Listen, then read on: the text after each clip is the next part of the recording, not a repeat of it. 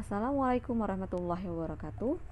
Ya, pembelajaran kita pada bab ini adalah tentang materi genetik. KD dan tujuan pembelajaran.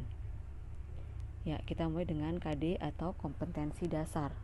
Kompetensi dasar pada bab ini adalah menganalisis hubungan struktur dan fungsi gen, kromosom dalam penerapan prinsip pewarisan sifat pada makhluk hidup, serta merumuskan urutan proses sintesis protein dalam kaitannya dengan penyampaian kode genetik, dimulai dari DNA, RNA sampai terbentuk protein. Nah, apa tujuan pembelajaran kita? Tujuan pembelajaran adalah menjelaskan struktur kromosom dengan menggunakan gambar, membedakan bentuk kromosom berdasarkan jumlah dan letak sentromernya, kemudian membedakan pengertian gen dan alel, menjelaskan komponen penyusun DNA, menjelaskan mekanisme replikasi DNA, menjelaskan struktur dan jenis RNA, serta mendeskripsikan mekanisme sintesis protein. Baik, sekarang kita mulai dengan kromosom. Oke, apa itu kromosom? Ya, kromosom merupakan penebalan benang-benang kromatin yang terdiri atas DNA dan protein. Kromosom adalah penebalan benang-benang kromatin yang terdiri atas DNA dan protein. Ada di mana kromosom? Oke, kita ingat bahwa di setiap sel tubuh kita itu ada yang namanya inti sel atau nukleus. Nah, di dalam inti sel inilah terdapat kromosom. Nah, dalam kromosom ini terdapat DNA dan protein. Oke, sekarang kita akan bahas ya susunan dari kromosom. Nah, perhatikanlah gambar berikut ini.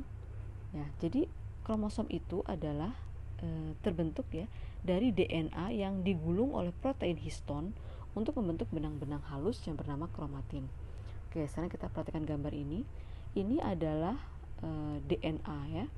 Ya, ini adalah DNA yang panjang yang tersusun atas untai ganda dan berpilin ya. Nah, bila dibentangkan panjangnya rantai DNA ini itu bisa sampai jarak dari bumi ke matahari ya, bahkan bisa ratusan kali ya jaraknya.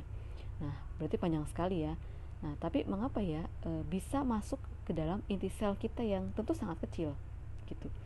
Nah, ini terjadi kenapa? Karena DNA ini digulung ya. Jadi rantai DNA ini digulung oleh suatu protein yang bernama protein histon ya.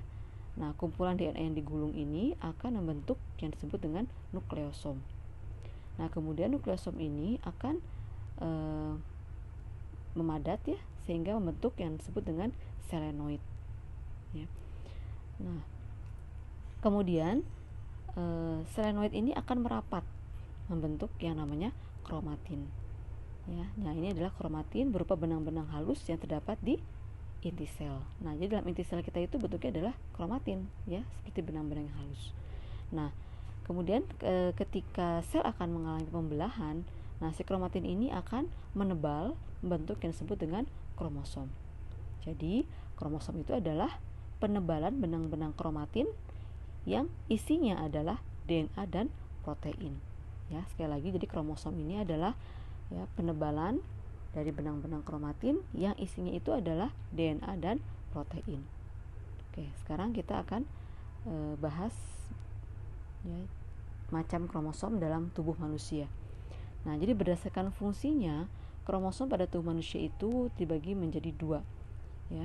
Oke, kita bahas ini dulu ya. Jadi kromosom yang pertama adalah kromosom tubuh atau autosom, adalah kromosom yang mengendalikan sifat-sifat tubuh seperti warna mata, tinggi badan, ya, bentuk hidung, ya, bentuk mata dan seterusnya.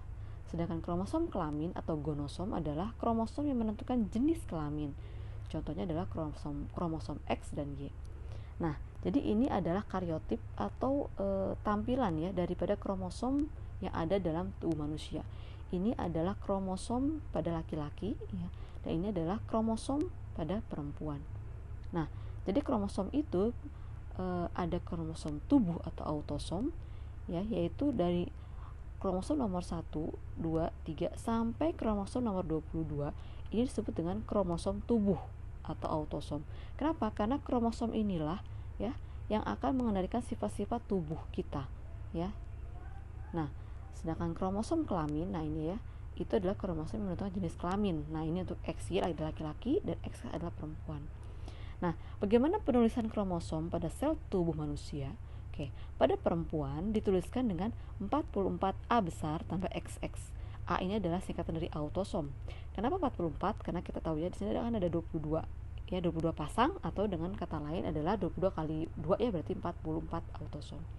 Atau bisa juga dituliskan dengan 22AA atau 22 pasang autosom ditambah dengan XX. Sedangkan pada laki-laki sama ya, 44 autosom tambah XY, tentu saja ini XY, atau 22 pasang autosom dan XY. Ini adalah kromosom tubuh. Nah, sedangkan kromosom gamet atau kromosom yang ada pada sel kelamin manusia, untuk sel telur ya, untuk perempuan ya, itu berarti kromosomnya adalah 22 autosom tambah X. Artinya, jadi di sini cuma setengah aja. Ya, kalau ini kan 1 berpasangan, 2 berpasangan, 3 berpasangan. Nah, kalau pada sel gamet ya, pada sel telurnya ini di sini hanya 1. Jadi ini cuma 1 gitu ya. Yang kromosom kedua cuma 1, kromosom ketiga juga cuma 1. Jadi semua sendiri-sendiri gitu ya. Nah, sehingga dituliskan dengan 22 autosom tambah X.